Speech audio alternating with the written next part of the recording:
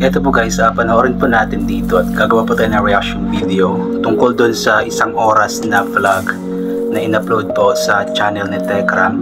Yung kahit hindi nagsasalita sa Tekram sa video na ito ay ramdam na ramdam ko po, or alam ko ramdam na ramdam nyo din po yung sakit sa kanyang puso. Dito nga po is pinaklas na nga po ni Tekram yung mga pictures nila nakasama si Dave. Actually dati mga 2 months, sobra 2 months din po, di ba? Simula ng nangyari yung issue na iyon. So po kasi nung mga nakaraan is meron pa kasing hope, may iniisip pa si Tekram na baka yung nagsabi na mga ganoon is hindi si Dave, mga ganito ganyan. Kumbaga meron pa siyang pagdududa, kaya iniisip ni Tekram na may chance pa na babalik si Dave makipag-usap sa kanila. Yun po yung nangyari, kaya hindi mo na tinanggal ni Tekram itong mga pictures na ito sa dingding nila, yung mga pictures na nakikita sa buong bahay nila na andun si Dave, hindi mo na niya ginalaw kasi nga po iniisip niya na may chance pa nga po, may pag-asa pa. Pero pagkatapos nga po nung live nila Dave nung August 2 yata sa channel ni sino ba yun? Lovely Daisy ba yun? Doon na nga po yata kasi marami din pong maraming mga binitawan si Dave yata doon na mga bagay-bagay against kay Tekram sa Manalastas family. Although hindi ko napanood yung live na iyon, hindi kasi ako nanonood talaga ng live doon sa kabila. Kumbaga nakakasagap lamang ako ng balita kapag ginawan po ng reaction video ng ibang mga reactors na katulad ko. So siguro dahil po doon sa siguro kung ano man ang nabanggit ni Dave doon, mga against kay Tekram na mga bagay, yun po siguro yung nagpabuo ng desisyon ni Tekram na kailangan na talaga niyang i-let go lahat ng mga bagay na ito. Kailangan na talaga niyang tanggalin lahat ng mga pictures na ito. Kumbaga lahat ng mga bakas na andoon si Dave sa kanilang bahay is kailangan na po niya itong i-let go, tanggalin para talagang tuluyan na silang makamove on. Kumbaga wala na talagang pag-asa pa na maayos siguro dahil nga po sa walang maayos na komunikasyon, ganito ganyan. So nakapag-decide na nga po si Tekram. Ayan po, unti-unti na po nga po niyang pinaklas. Masakit sa puso ni Tekram yan guys, alam ko sobrang sakit sa puso ni Tekram yan. Tayo nga pong mga viewers na nanonood lamang po sobrang nasasaktan nga po sa mga pangyayaring ito. How much more pa kaya kay Tekram na siya nga po yung nag-alaga sa bata. Kumbaga itinuring niya itong anak sa loob ng 5 years mula January 2020 hanggang 2025 nga po. So sobra 5 years actually. But then yun nga po ang nangyari, kaya sobrang sakit po talaga kay Tekram. Kaya although iniisip ni Tekram nung nakaraan na may chance pa ganito ganyan, na baka hindi si Dave yung nagsalita ng ganoon, hindi si Dave yung nagbitaw ng mga salitang ganoon, pero siguro napatunayan na ni Tekram na si Dave talaga iyon dahil nga po dun sa nakaraang live nga po dun sa channel ni Lovely Daisy. Kaya ayun, masakit man pero kailangan itong gawin ni Tekram para makamove on na talaga. Yung mga payo kasi ng mga tao sa kanya is talagang move on na, huwag nang banggitin pa yung bata, huwag nang isipin pa, i-focus ang sarili sa pamilya, i-focus ang sarili sa ibang mga bagay, ibang mga tao na deserve pang tulungan, yung mga tao na grateful kapag tinutulungan. Yun po yung mga payo sa kanya ng mga tao kasi yung Tekram community, yun po yung payo sa kanya. At yun, talagang ngayon is nasunod na ni Tekram yung mga payong yun. Talagang sinunod na niya. Ayan. Ito naman po.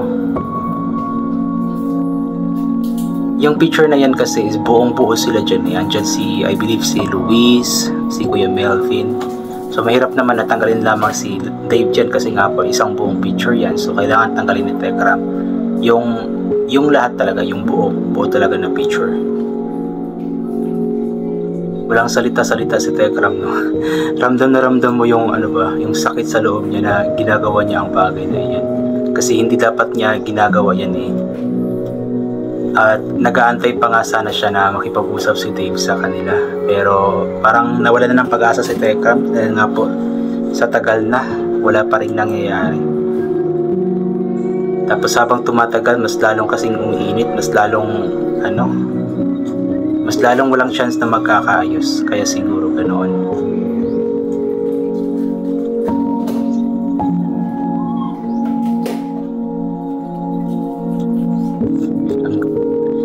Napakadikit pala niyan. Nahihirapan si Tekram tanggalin eh.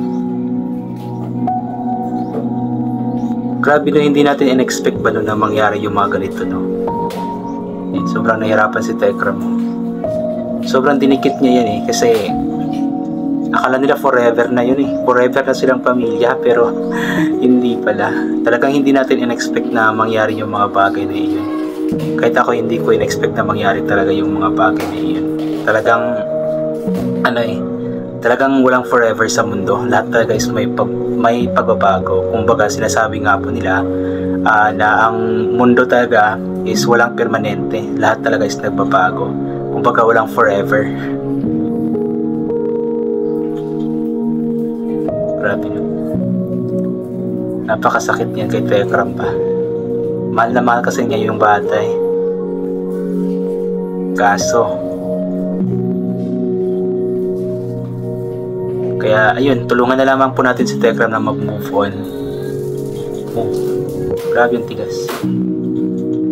Nasira na.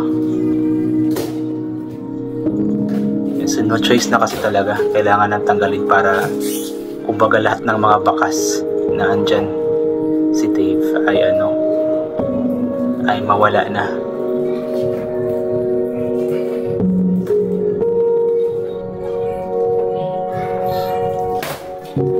Wala, si Tekram naman is nag-aruga lang naman siya eh, nagmahal lang naman siya ng taong kailangan or bata na kailangan ng tulong. Naging lang siya, kumbaga tumulong lang siya, kaso siya pa yung napapasama ngayon.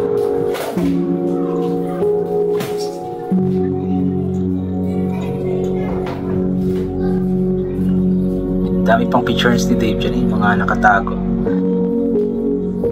Yan ang family picture, mga solo pictures ni Dave. Yan. Grabe ang sakit niyan sa loob ni Tekram. Siya mismo yung nagliligpit sa mga pictures, mga gamit ng bata na minahal niya talaga na parang tunay na anak.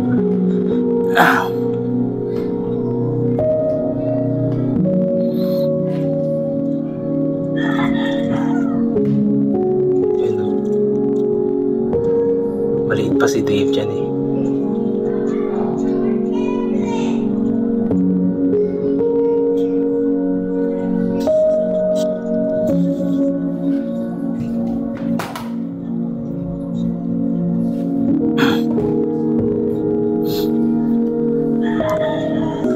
Ito naman po yung mga damit, mga gamit ni Dave sa kanyang kwarto. Nung una kasi device, nagligpit na si Tekram ng mga iilan para matulugan nga po ni Angelo po yung kwarto. At hindi daw muna niya gagalawin sana yung mga nasa cabinet dahil nga gusto niya si Dave ang gagalaw nito, magliligpit.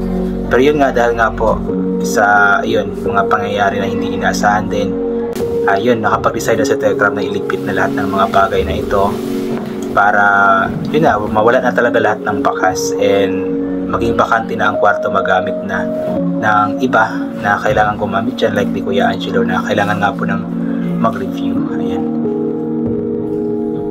And so kung gusto nyo po mapanood yung buong video po nito, 1 hour po na ito na vlog, puntahan nyo po sa YouTube channel po ni Tekram. Ayan. So maraming salamat po.